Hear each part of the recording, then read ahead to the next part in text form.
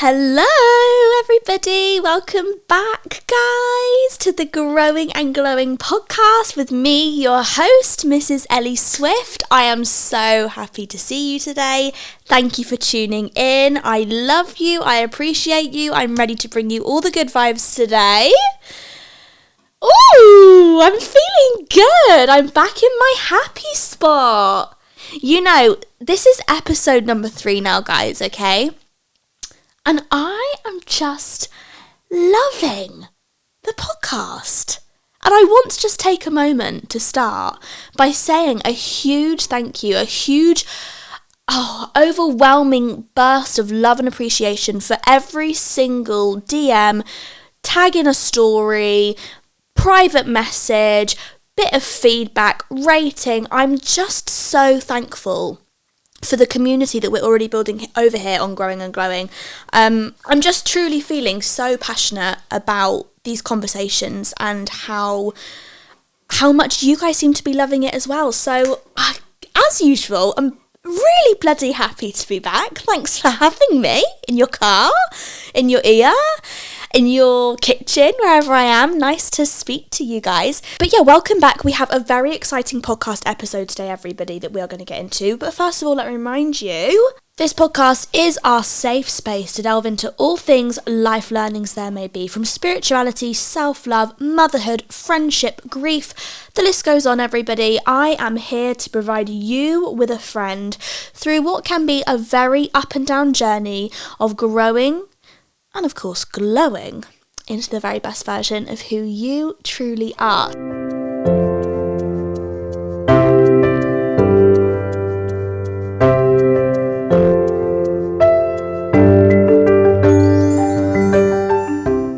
So, today's episode, I thought we could sit down for the first time and chat about motherhood, which is a topic that I have a feeling will feature quite heavily probably on Growing and Glowing, because I just feel like I have so much to say. Like, I have been a mother for 20 months.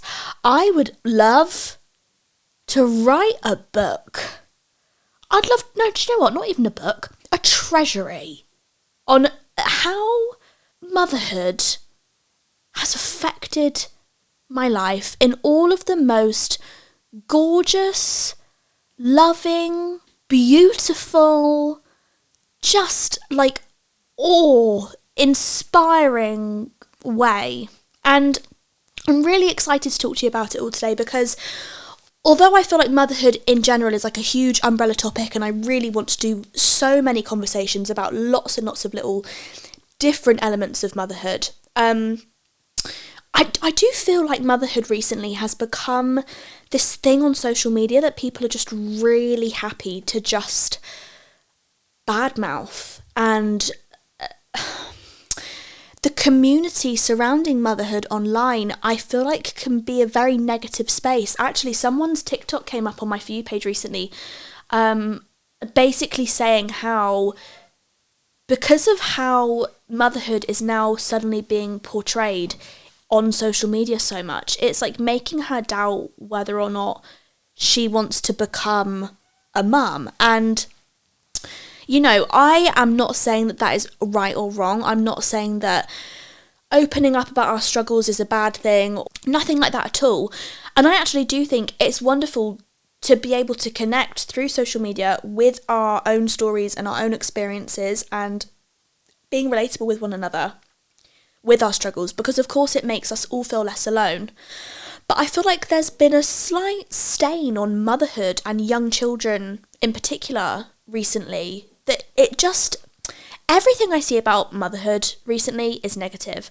And I'm here to remind you, babe, motherhood, for me at least anyway, has been the most wonderful experience, and I'm just here to put a bit of love and light back into the convo, because there's nothing I've been more privileged to be than a mum. And whether you're in mum club or not, honey, this episode will have hopefully so many wonderful life learnings and teachings and little just nuggets of knowledge that you can just take away and apply to any area of your life. So don't worry if you've tuned in and you're like, oh, oops, wrong room, sorry, must have got the wrong number. No, babe, you are welcome here, wherever you are. in your journey of life, whether it's motherhood or maidenhood. But Growing and Glowing is all about becoming the best versions of ourselves. And actually, motherhood for me has been such a rocket ship to getting to who I feel so far in my 27 years of life. The best version of me I have ever been so far has been in the last 20 months that I have been a mother to my toddler. So we're going to get into it. But first of all, of course, we are going to open up today's episode with our affirmation of the day. Today, we are going to repeat with our hand over our heart. We're going to have a deep breath in. Oh no, sorry, that was a little bit. You don't want to hear all the crevices in my nostrils. I'm sorry. That was a lot. Sorry. Do I edit that out? That was a bit embarrassing. Let's give that another go, Ellie. Let's be a little bit more discreet about our deep breath in. Ready? that was a lot better. And out. Oh, okay. Let those shoulders relax. Let's just remember for a second before we do our affirmation. We are full of light, everybody. We're here to fucking glow and grow.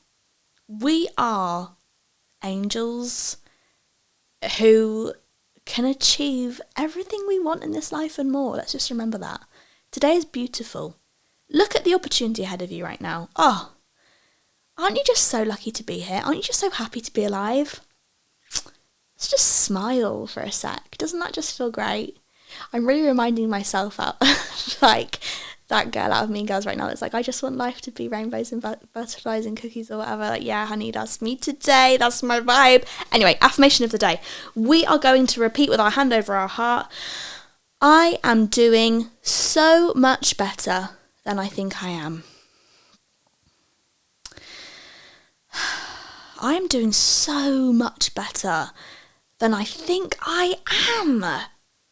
What? Give yourself some credit, babe. Look at you. Look at your life. Look at where you are today. Look at what you're doing right now. You've made it.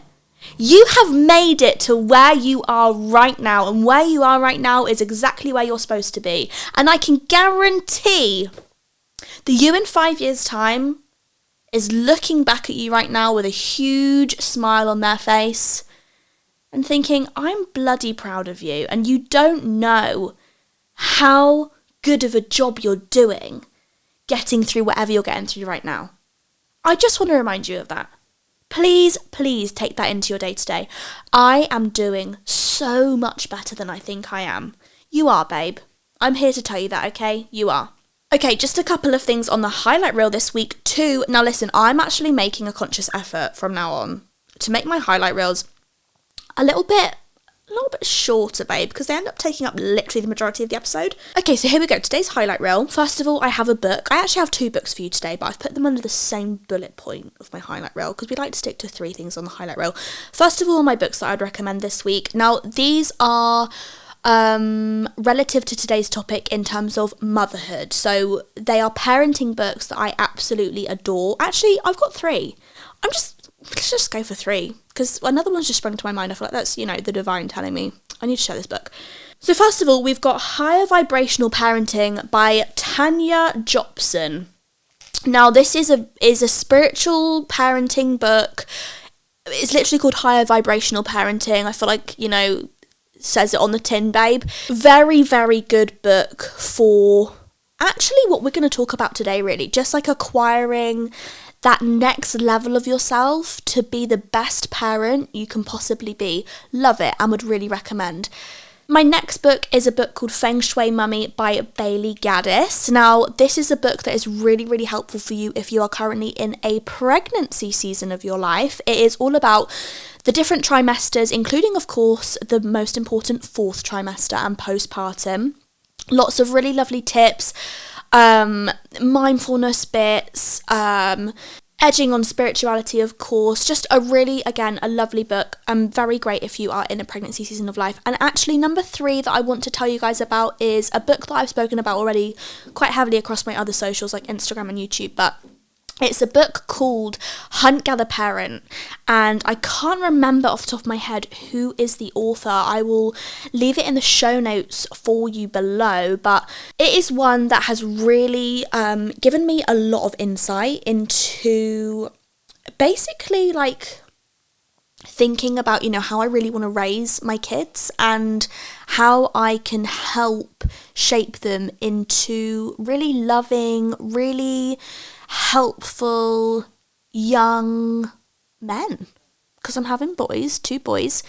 It's essentially the author's story of going on this really incredible journey with her toddler. She was finding motherhood quite overstimulating, quite overwhelming. She was struggling, and she went to go and visit a few different families in different cultures, different places in the world, and learned all about the way that they choose to parent and raise their kids. And actually the way that the Western world choose to kind of parent is so different to the majority of other cultures in the world. Very insightful, really great read. So they're my book recommendations. Number 2, I'm going to keep it short and sweet, babe, because if you're not in a pregnancy area, this isn't really relative to you, but my pregnancy ball has been saving my life. I bounce away. In fact, I'm probably going to have to start doing some podcast episodes on there pretty soon, because these old hips, honey, they're not what they used to be. Okay, they're getting ready to birth a child. They are sore. I am noticing, do you know what Saint started doing? Every single time he gets up now, Saint has started going, oh, or, ooh, making groaning noises. I first started thinking, where has he learnt that from? And then I witnessed myself. Children are our mirror, okay? My son is picking up on the fact that I am now struggling, honey. And he's like, my poor old mum makes noises getting up off the floor. So do I. So my pregnancy ball is helping me a lot. So if you hear my voice kind of going up and down and up and down and up and down, or if you're watching me on YouTube and I'm bouncing away, can we just not judge? Judgment is not allowed here on the Growing and Glowing, okay? Pregnancy ball might be making an entrance very shortly. And number 3, do you know what? When I think about the highlight reel and like what I want to share with you guys this week of things that are lifting my vibration, I want to keep it to stuff that is like very high energy and very, very wholesome and like important. But I'm just going to keep it real. Nutella on toast and sausage sandwiches, babe. They are what I'm finishing off my highlight reel on today. They have been what this baby boy in my womb has been asking for. So mama's going to give it to him. Nutella on toast. Oh, I literally haven't had it since I was probably about 10 years old. But wow, it has made the biggest comeback in my life. And it is stunning with a capital S. It may not sound like much, babe. Nutella on toast. Let's not even get on to sausage sandwiches, okay? Let's actually just stick with the Nutella on toast. I sit here thinking my highlight reel needs to be of, like all of this uplifting energy, what's raising my vibe right now. Actually, babe, bit of choc, as my 18-month-old, 20-month-old would call it.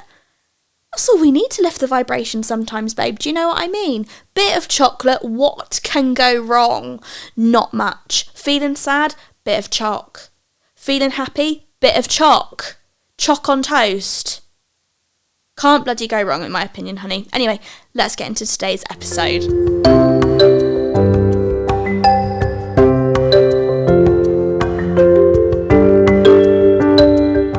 Motherhood has made me so much more of a better person, guys.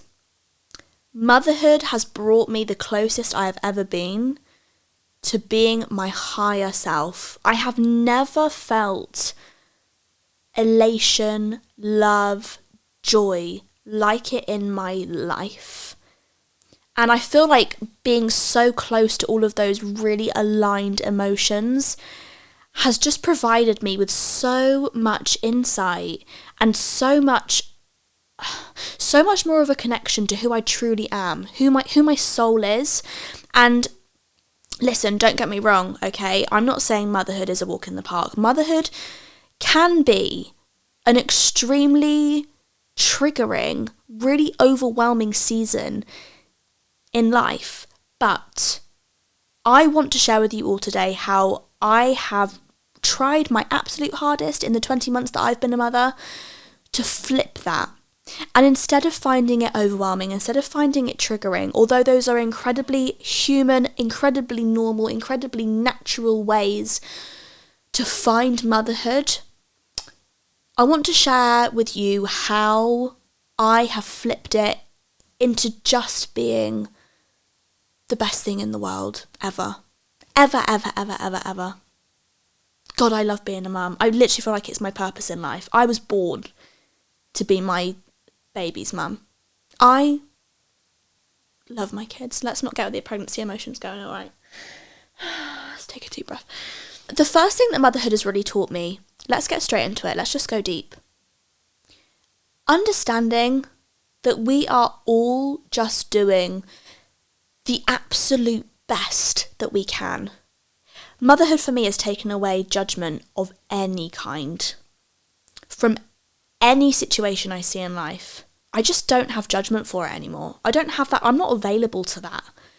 Because I have the goggles on in life right now that is like, we are all just someone else's child that grew up, and we're just doing the best we can with what we had.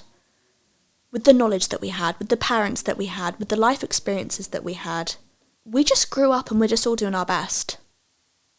And I have a couple of quotes that I want to share with you. They might be a little bit, they might hit a bit of a soft spot. They might make you feel a little bit sore. But I need you to know that I'm saying them with love, and try to listen to these with love. I can guarantee there might be someone that pops to your head and you're like, no, that doesn't apply for them. But just think, okay, what if it could? What if your worst enemy in the world, what if someone that you really have a bit of a thing about, your energy does not sit right with them right now. What if these two quotes that I'm about to say to you could sit with them in your mind? What if you could open up your heart to allowing love energy to flow through you to them? Forgive them, for they know not what they did. And if I was that person, I would have done the same. How hard are those two quotes to swallow if you're in a phase in life right now where you're like, no thanks. But what motherhood has really shown me is love. It is that unconditional love that people speak about before you have a baby and you're like, yeah, okay, cool, yeah, sure, I get it. No. When you have a baby, when you have a child, when you become responsible for raising a human life and for helping shape this person into who they're going to become, and for being the absolute best version of you that you can possibly be for them, that is what love is. And you don't get that, at least I didn't, personally I didn't, until Saint was born. And once your eyes are opened to that love in life, I found it didn't just apply to my son. I have such an easier time now applying that unconditional love for so many more people in my life, even to strangers. I just find it so much easier to be compassionate and to be empathetic towards their situation, because like I said, bringing it back to the start of the point, we are all just young children that ended up growing up into adults with adult bodies and adult responsibilities. And the sad reality is that not everybody, in fact a very, very small percentage that I'm going to share with you, have actually chosen to work through that generational trauma or those things that they picked up in their childhood that ended up sticking with them for a really long time and increased negative patterns in their behaviour. And 1 in 8 adults receive mental health treatment. 1 in 8 adults. Think about 8 of you in your life right now. Think of, okay, you, your mum, your dad, let's say you have 2 brothers and sisters, your best friend, and then your hairdresser and your doctor. Okay, that's 8 of you. Only 1 of you chooses to get mental health. That is mental health treatment. That is only 12% of the world's population. Now, breaking that down even further, it is only 2% that go through the motions of therapy or healing or psychological work to really be able to understand and process what they've been through. 2% of the world. So when you think about those stats, you think, okay, 98% of the people in my life, 98% of the people in the world are just doing the best they can without any knowledge of how to fix any of the stuff in their mind that they have been through. Now, having that knowledge doesn't mean that we have to allow everybody and anybody into our energy and into our life. It doesn't mean not having boundaries, because we are constantly loving and judgment free to everybody in our life, anybody that wronged us. It doesn't mean that. But what it does mean is that we have compassion for that which we do not know about. It's having compassion for the mile in someone else's shoes that we haven't walked. And although you might not agree with how they processed it, with how they choose to behave or speak, it's having that compassion and that knowledge that there is a backstory there, and they are the way they are for a reason.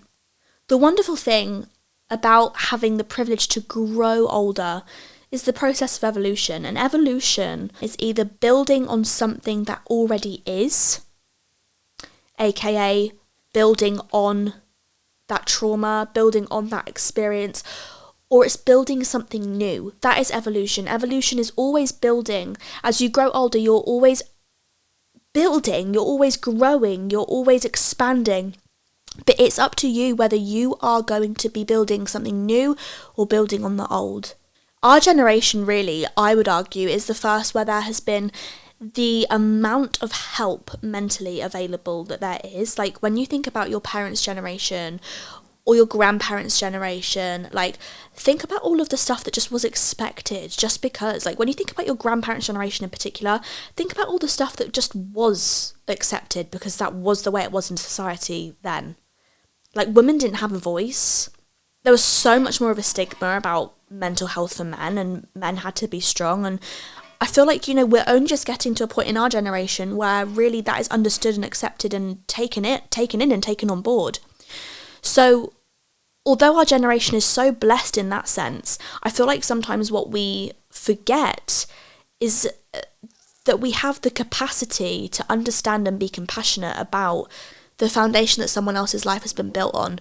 And it is never our job, as I said, to let those boundaries just be completely non-existent, or let someone into your life that you're not comfortable letting into your life anymore. But at least from where you're standing, I think the best thing that we can do is to love, forgive just for ourselves, and show compassion and accept that they were doing exactly what they were designed and moulded to be by their life experiences.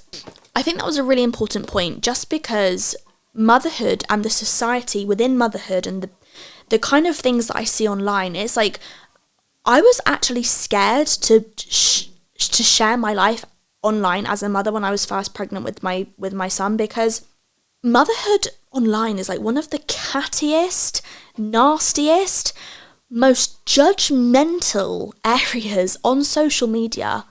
Like, there are mums, I've actually seen a recent controversy about Miss Rachel. Hands up if we all love Miss Rachel. If you're not a mum, I doubt you'll be on board, but Miss Rachel is basically this incredible woman on YouTube that sings songs, and she specializes in speech therapy, and she's just like a really great YouTube channel for kids. And there has been a controversy online recently about one of the people that she kind of has in her team. There are like a group of them that are on Miss Rachel's channel, and this person chooses to identify as non-binary.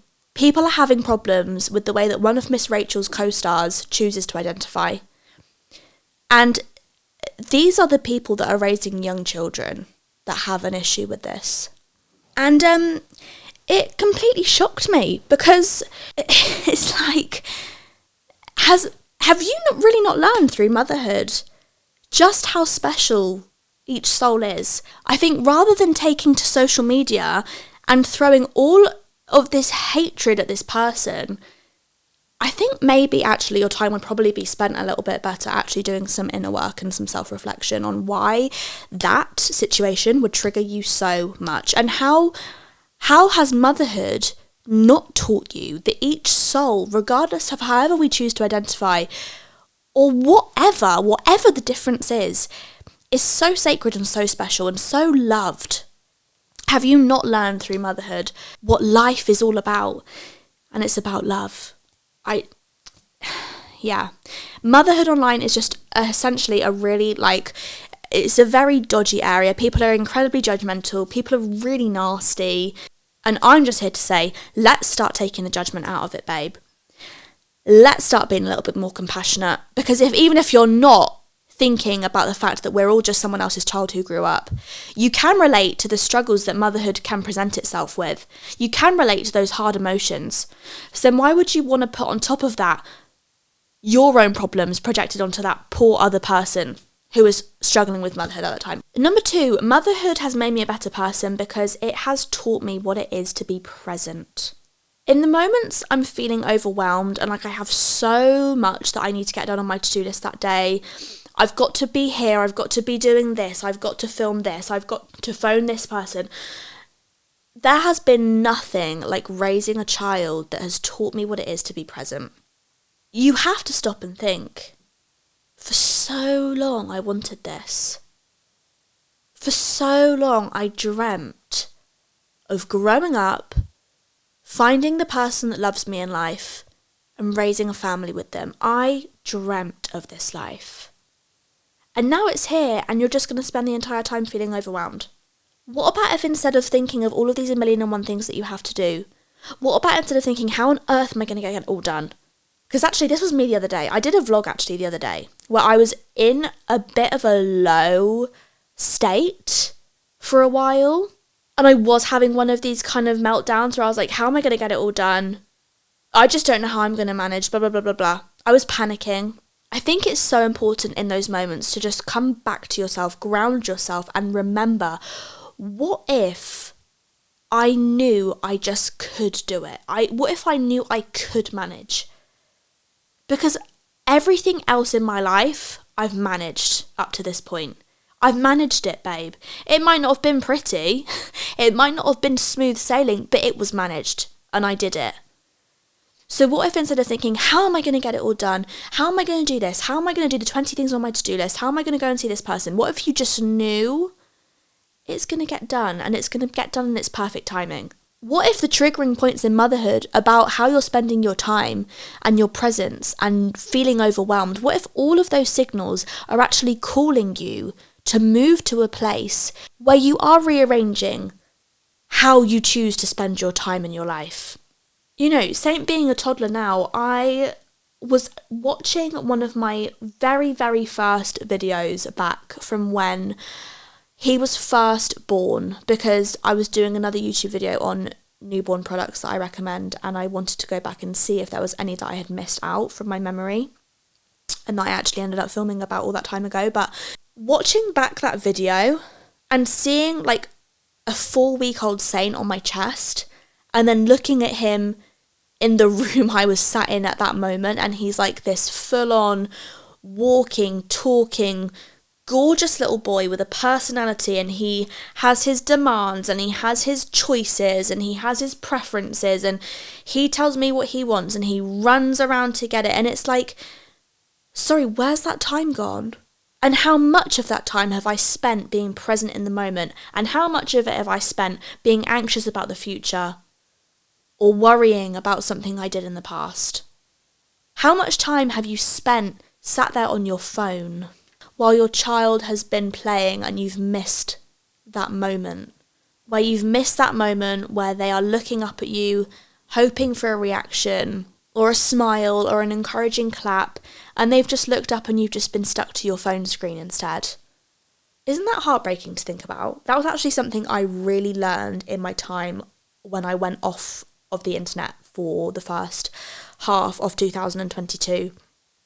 I realised how much of like an instant thing it was for me just to go on my phone. Because at the time, Saint was still quite young. He was like 6 months old. At that age, they are just kind of just happy to just chill on their own and, you know, be on their playmat or whatever. But I realised when I decided I was no longer going on social media, how much of just like a reflex it was for me to just go on my phone and just open up Instagram or open up TikTok. And it made me cry one time because I was like, how much of the first 6 months of his life have I actually wasted by just being on my phone and not being in the present moment? And how many of those moments am I gonna absolutely die to have once more when he's grown up and he's 30 years old and he's got children of his own, or he's off travelling the world somewhere, and I go back to those moments in my mind and I would beg to have that again, and I spent it on my phone. And I'm not saying that being on the phone is the enemy.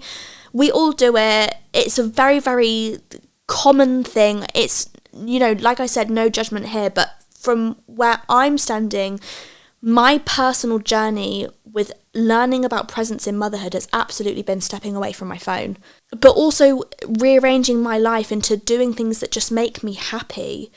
Like, these years are so short. Life is so short. Having a baby is really such a human embodiment, and learning about how quickly time goes. I think for me, motherhood's been a real reminder of getting very present in my life and how my life is structured and how I spend my time and what brings me joy and what makes me happy and what makes me a better person, and cutting out the habits that don't bring me closer to that and paying more attention to the habits that do.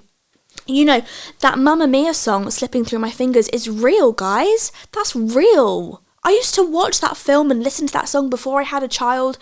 And my mum, I remember, would cry every single time she heard that song. And she would look at me, and I remember taking her to the cinema to watch one of the Mamma Mia film that has that in it. I don't know if it's number 1 or 2, I can't remember.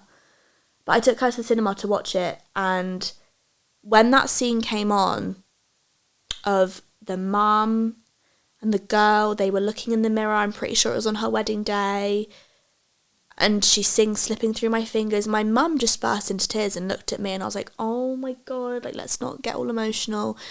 But now I have a child of my own, it's so true and so heartbreaking. Every day I feel like Saint is slipping through my fingers. But it's not just Saint, it's life. It is life. It is all of the time that we can't get back. And how are you going to spend that time? Really? Are you going to pay your time to habits that aren't serving you, to people that aren't serving you, to energies that aren't working for you anymore? Or are you going to really tune in to what brings you joy and love in life?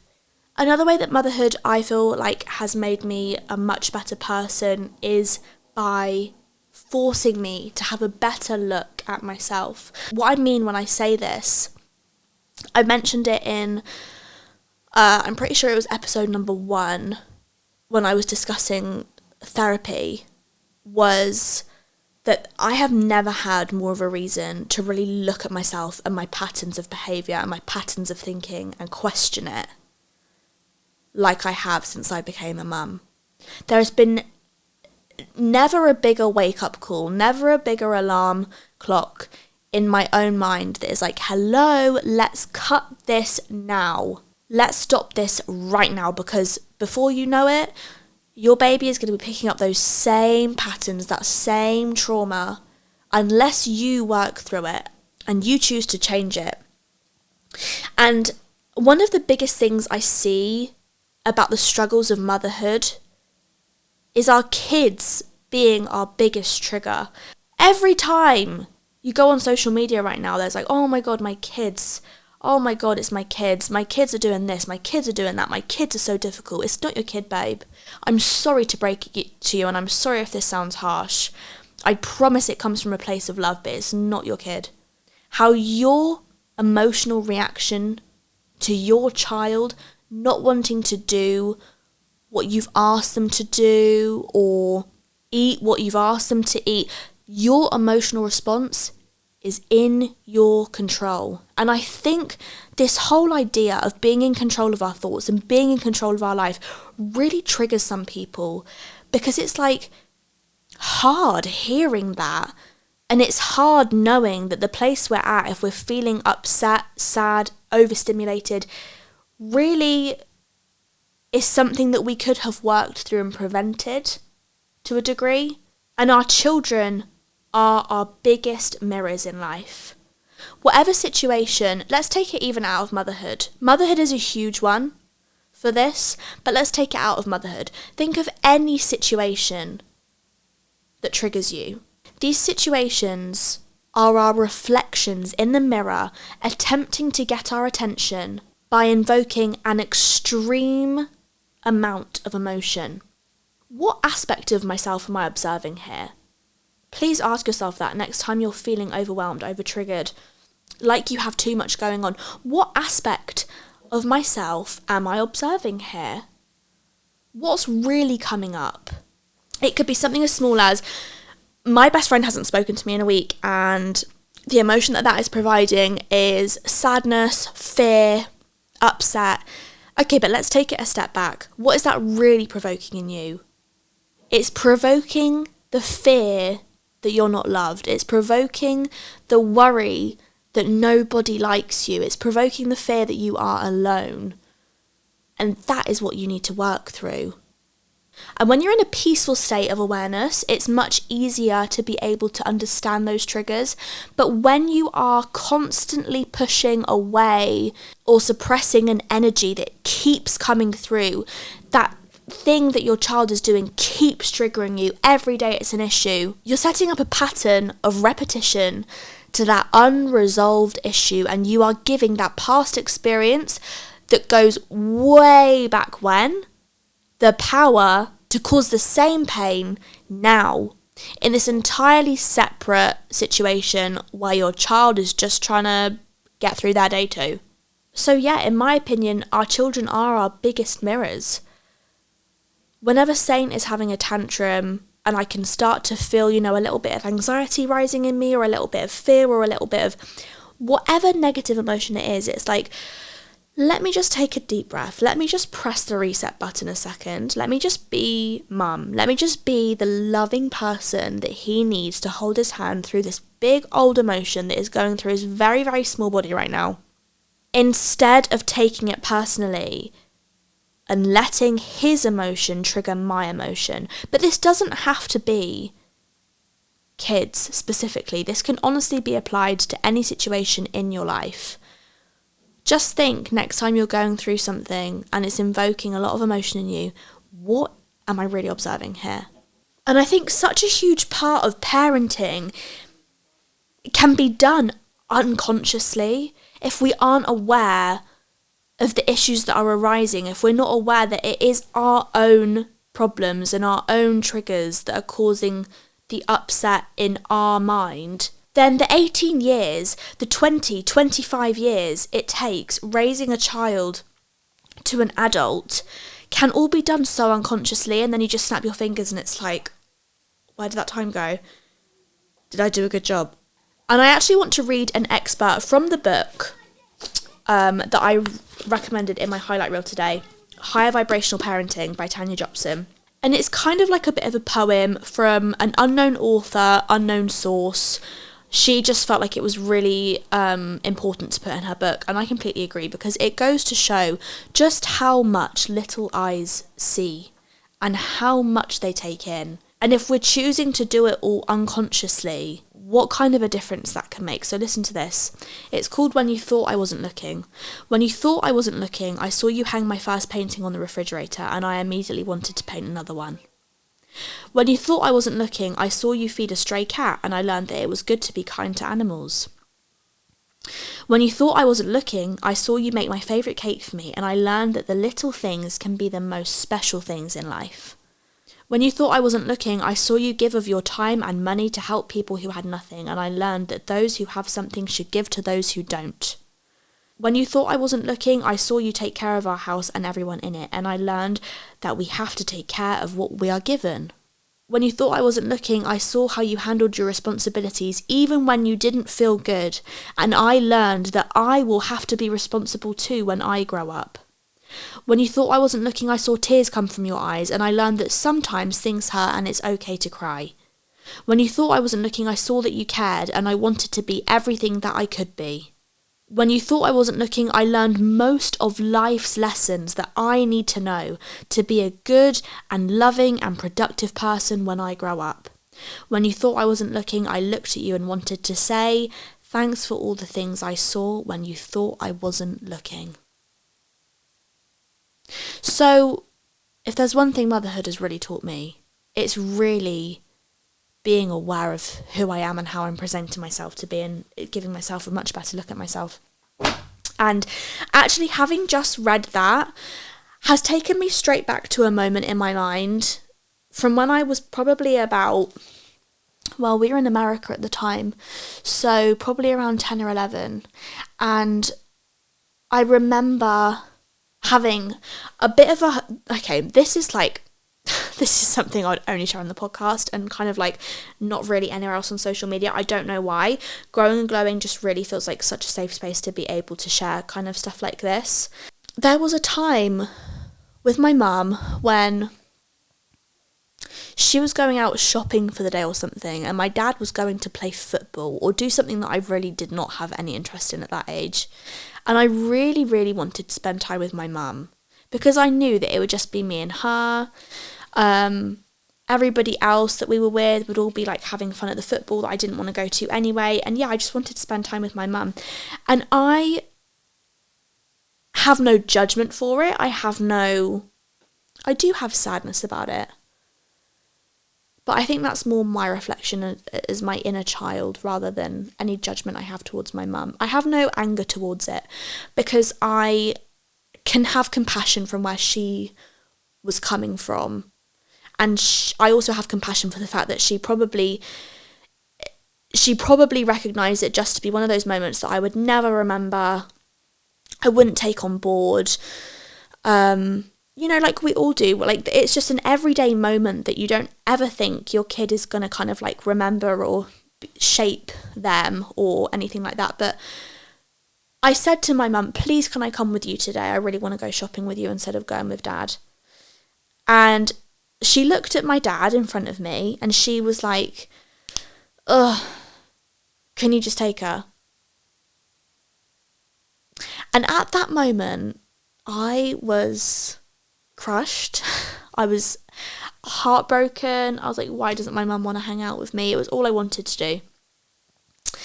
And my dad said to her, Deb, one day you are so going to regret the fact that you just said that, because one day your kids, I don't know if this came from knowledge from my dad having my older 3 sisters and having been through it himself, but he said to my mum in front of me, this conversation took place all in front of me, one day your kids don't want to hang out with you and you wish you could have back a day where they did. And I can't even remember what the outcome of that situation was, but it was a moment where my parents thought I wasn't looking. They thought I wasn't noticing. They thought I wasn't taking it all in. And hindsight is a wonderful thing, because I'm sure if my mum knew that actually she only had 14 years left of being my mum before she died, after that moment, if I was 10, she would have jumped at the chance to take me out too with her and spend the day together. But of course we don't think like that, and we don't think that these moments are going to come to an end. And we also don't think that these small everyday moments are going to make a difference, but they do. So be aware. Be aware of who you are. Be aware of how you treat yourself. Be aware of the words you say. Have a good look at yourself in the mirror that is your child. My last point that I want to talk about is something that I feel really passionate about. I think a big reason why motherhood has shaped me into the best version of who I have ever been in my life is because for the first time ever, it's given me the confidence in knowing I am enough. I am more than enough for my son. I am the loving adult that he needs and that I needed when I was growing up, when I was a child. And I am free and safe and ready to step into that position of being the responsible adult. I trust myself and I'm confident in myself that I am safe to embody being a mum that can handle all of it. Let me say that again, actually, because that sounds like a pretty good affirmation. I trust myself and I'm confident in myself that I am safe to embody a mother that can handle all of it. Let me step into her. And it's not your job to handle it all perfectly. Nobody can handle anything perfectly. Perfect is an idea. Perfect is not a reality.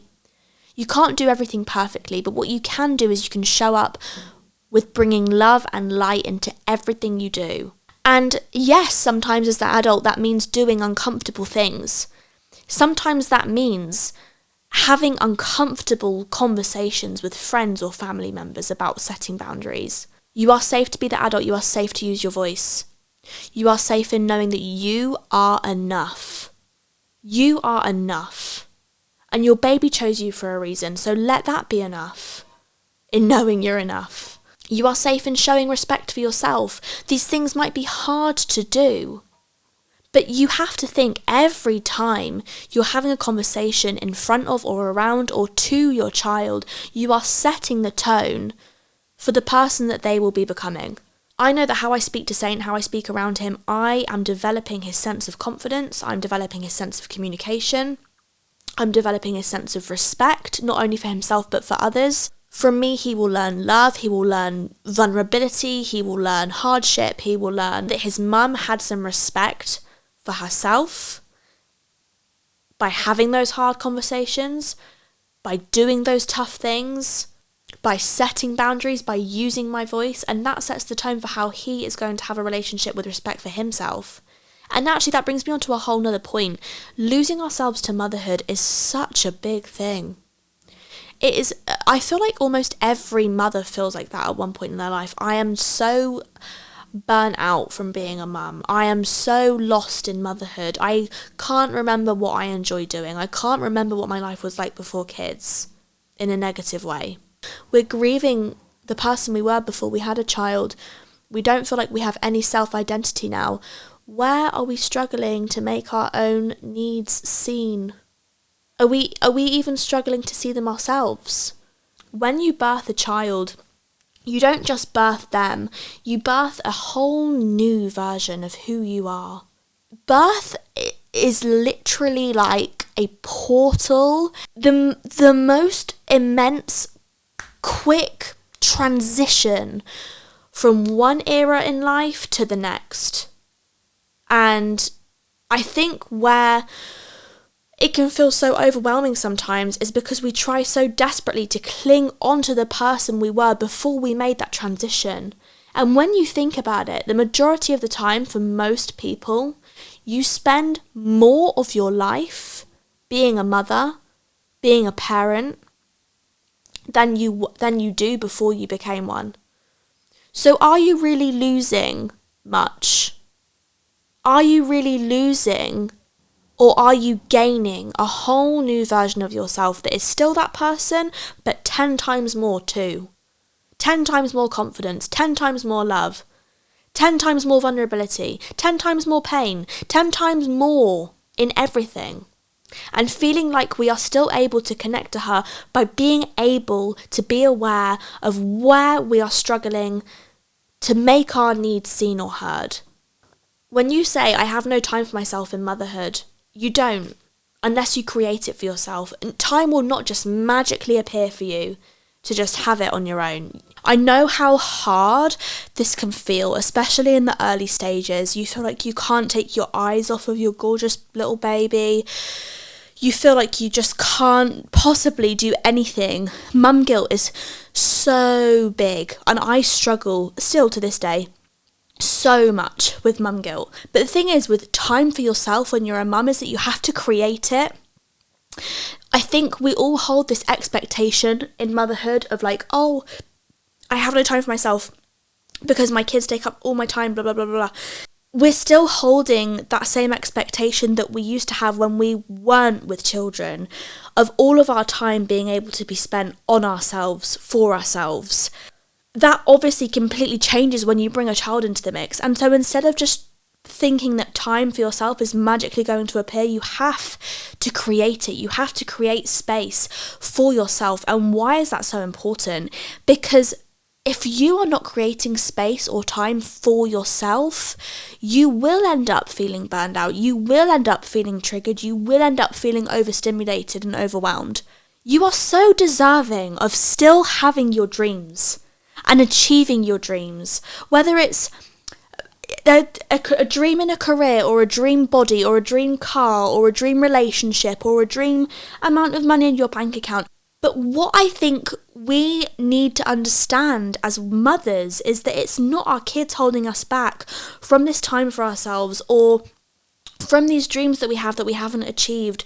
It's us that are failing to show up for ourselves, because we spend so much love and time and energy, quite rightly, on these gorgeous little babies that come into our world, but we forget about us. And when we forget about us, how can you be the best version of yourself as a mother to that baby when you are forgetting about yourself? And that is the level of respect and the tone that we set for our kids when we do go off and choose to do those things for ourselves, that yes, probably comes with a whole suitcase loaded of mum guilt at the time, but it's doing those things like going to a Pilates class if that's what makes you feel great and connected to yourself, or going to get your hair done if it's your appearance that makes you feel more connected to being your higher self, or taking some time to go and socialise with friends, or read a book, or whatever it is that is you time in your mind. If you are not setting space for it and creating that space for it, you are going to feel like you've lost it, and you are going to feel like you're burnt out as a mum. And let's try, I know it's hard, but let's try to take away that mum guilt. Instead of mum guilt, let's replace it with, I am actually teaching my kids how important self-respect is. I'm actually teaching my kids how important it is to put myself first. Because how your kids see you putting yourself in your life, where you are in your mind on the priority list, is where they will grow up believing themselves to be on their priority list. Like I said, you birthed a new version of yourself when you gave birth. It wasn't just the baby, honey, it was you too, babe. And that new version of you is calling you to show up. Show up for your dreams. Show up for yourself. Show up for the life that you know you are destined to live. Your lucky girl syndrome life, as we discussed in episode 2 last week. Show up. And if it's not for you, then it's for your kids. If you can't find the motivation to do it for yourself, then do it for that child that is looking at you with so much adoration and love in their tiny little eyes. And remember, you set the tone for them. So the more times that you say in front of them, I've lost myself to motherhood, I don't feel like myself, I can't catch a break, I can't find any time to do the things I like. Can we flip that? Can we switch that? Instead to, I am feeling burnt out, and I recognise that. In becoming the best version of who I can be to you as a mum, I need to be the best version of who I am before I had you. And I need to connect back to that. And I think just because of the sheer, chaos sometimes that motherhood can be, especially in the early years, I think it's really about nurturing that part of the day that you can control. So if your me time is not even going out or getting your hair done or whatever, even if your me time is having a cup of tea in the morning, then that means setting an alarm before your kids wake up and going downstairs and giving yourself half an hour, however long it is, to get showered, have a cup of tea, have a couple of biscuits, go and sit in the garden, get some fresh air, and nurturing the control that you can have over that part of the day, instead of feeling like a total lack of control for the rest of the day. Because motherhood is chaos. Motherhood is surprises and not knowing what turn is happening next. But where can we start nurturing the control that we can have? And are we recognising that there is control that we can take back? And why I think that is such a transition point for becoming a better person for me in motherhood is because there has never been more of an important time for me to recognise my own emotions and understand when I need some time for me, and how I can own my confidence in being the person that I knew I was always destined to become, and how I can really step up to the plate and being that adult, not only in Saint's life but in mine too now. And setting my values, being the adult to set the values for my family that I am raising. I've never, ever once sat there and thought, what are my values in life, like I have in motherhood, like I have since the time I became a mum? Where do I want to leave this world by the time I die? What position do I want to leave everybody I love in when I go? And actually, I've just opened up my phone on my notes list because I remember having a big journaling session on my notes when I was reading a specific book and I was really developing my values. And this is what I wrote, and I kind of want to read it because I feel like this is where I am with it. What is the finish line that is worth the marathon? What is the end point that this life is going to have been worth living for? Number 1, to be the best parent I can physically, possibly, spiritually be. To help leave the world in a more loving, understanding and kind way. For my children to not have to suffer how I did by inspiring others to become the very best version of themselves. To become the most spiritually enlightened version of me and progress in skills that encompass that. To remain healthy in my body and mind. And how do I do all of that? By remembering I'm the adult now and I set the tone for how I respect myself and how I spend time on myself. And I can pass that on to my kids by showing them that mum's important too. Give to yourself and you will be more apt to give to others, I promise. Give to yourself and you'll be able to give 10 times more to your kids.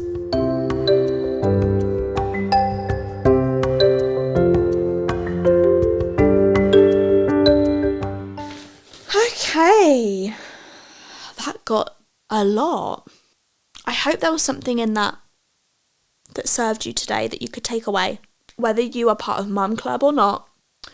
I hope there was a lesson in there that you can apply to your everyday life. I want you to know that whatever stuck out to you the most today, you were meant to hear.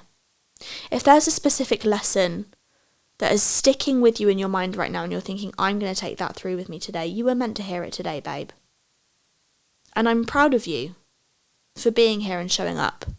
And I hope that this episode, although motherhood, like I said, is something that I'm desperate to talk about so much more because there's so many smaller topics in motherhood that I really want to explore with you all.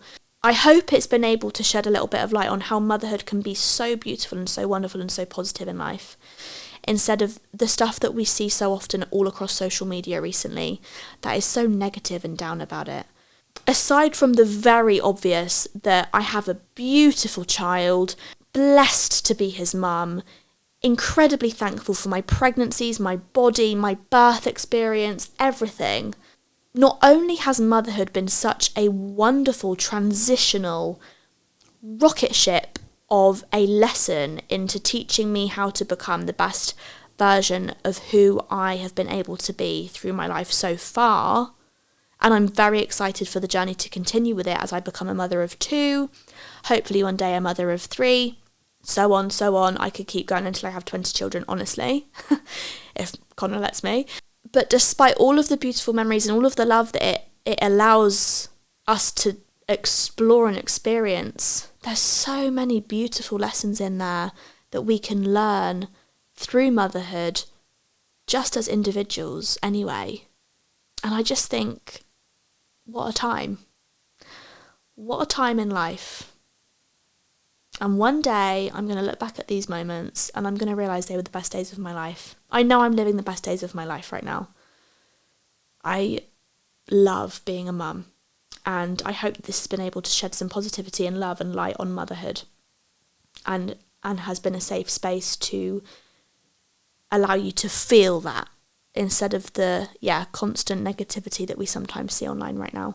So to finish off today's episode, we are going to be doing the growing and glowing moments of the week. As usual, everybody, I really want you to sit there and think about your own growing and glowing moments of the week. Growing moment is something you have grown through. You have shown yourself courage, confidence. You've shown up for yourself. It was tough, but it was a lesson that you've learned and you've been able to apply it and work through it. Glowing moment is something you are proud of, a wonderful, happy moment that brought lots of joy and love into your life. So here we go. My growing moment of the week was actually accepting the idea that I've been playing with for a really long time now of hiring extra help when it comes to my work. So for as long as I can remember, apart from a couple of stints with Vlogmas eras, we have never had a video editor apart from those stints with Vlogmases. And I have just realised recently that it's been really taking me away from the things that I love doing. And don't get me wrong, I love editing my videos, genuinely. It's actually become like a real passion of mine, and I feel like I've developed so many skills through editing my videos over the last however many years I've been online. But now that my life is changing and I'm about to welcome a second child into the world, I have been feeling slightly overwhelmed with the idea of doing it all, a bit like we discussed in today's episode, and I realised that I needed to take some of my own advice and start making my own needs seen and heard. And how do I do that? I ask for extra help. And so I've hired a video editor, which is something I'm a little bit nervous about, because there are moments, guys, in my videos or my podcasts even, where I sit there for like 5 minutes just really thinking, but I don't speak, or like I don't say anything, and I'm just like kind of having a moment, or you know, Hector knocks over the camera, or there's a dilemma, and it's like, oh my god, these are very like, they're not vulnerable at all, but they feel like vulnerable moments to be sharing, like private moments to be sharing with the video editor, whereas obviously when it's me, I can just snap, cut it doesn't matter, it's my own life. I know that Hector knocked over the camera, or I know I sat there for 5 minutes not talking or whatever, do you know what I mean? But yeah, as I welcome a second child into the world, I really just want to be able to actually just spend more of my afternoons being a mum. Honestly, that's how I want to do it. And so I'm choosing to make that jump, hire that extra bit of help, add another outgoing to my list, and I think energetically it's going to be so worth it. So that was my growing moment, because that's something I've been putting off for a really long time. I feel like I've known I've needed to do it for ages, but yeah, it's just been something I felt like, no, I can do it. Let's just save money this way. And it takes me like not even long to edit a video now, but at the same time, every time I sit in my study and I'm like, oh, Connor and Saint have gone to the park, it kills me. I haven't been able to go, or I've not been able to leave the house today because I've had so much office work to do and I've spent 6 hours editing or whatever. You know, very, very first world problems, but that was my growing moment of the week. My glowing moment this week, everybody, was actually really recognising happiness in the small moments this week. I have found myself more than ever, and I don't know what it is. I don't know if it's the pregnancy. I don't know if it's that I know that I'm coming to an end of my time of it just being Saint and me and Connor before we welcome another beautiful bundle of joy into the fam. But I found it a lot easier to really recognise happiness in the small moments. And I feel like we see it plastered everywhere. Happiness is not a destination, it's a journey. How true is that? But recently I've really recognised it. It's hard to put into practice, really, because it is the moments that feel small. It is the moments where you're just like, you know, sat, I don't know, playing with your dogs or reading a book or lighting a candle. I think going back to the point that we mentioned earlier today about being in the present moment, it's often in those smaller moments that's where our mind wanders, or we go on our phone, or we think about stuff we've got to do for the rest of the day. But I have been making a real practice recently of recognising happiness there and then and doing my utmost to really be there. And I think meditation actually has really helped with that, because meditation really trains your mind to calm down and quiet, if that's the word, be more quiet, have less thoughts rushing through your mind all at one time. And as I was sitting down and thinking about my glowing moment of the week, that was just the thing that popped to my head. I've really been able to recognise happiness in the smaller moments. So give that a go this week if you haven't felt present recently. Just notice 5 minutes that you're feeling good and you're feeling like, okay, this is a nice moment, this is happiness, and isn't this great? And the more happiness you feel, the more will come into your life. Anyway, that is me for the day, everybody. I want you to know how much I love and care about you. and how much I hope you have a fantastic week ahead of you guys. Thank you so much, as usual, for your love and support on the podcast, my videos, everything I do. It never goes unnoticed. I'm so thankful for you. If you enjoyed today's episode, guys, I would love to see how you listened. Please make sure that you tag us on stories or send us a little message and what you thought of the podcast. Our Instagram and TikTok are at Growing Glowing Podcast, so please check us out over there. I love you deeply. And I want you to remember our affirmation of the day. I'm doing so much better than I think I am, because you are. And I'm very proud of you. And I will see you next week. Bye, everybody.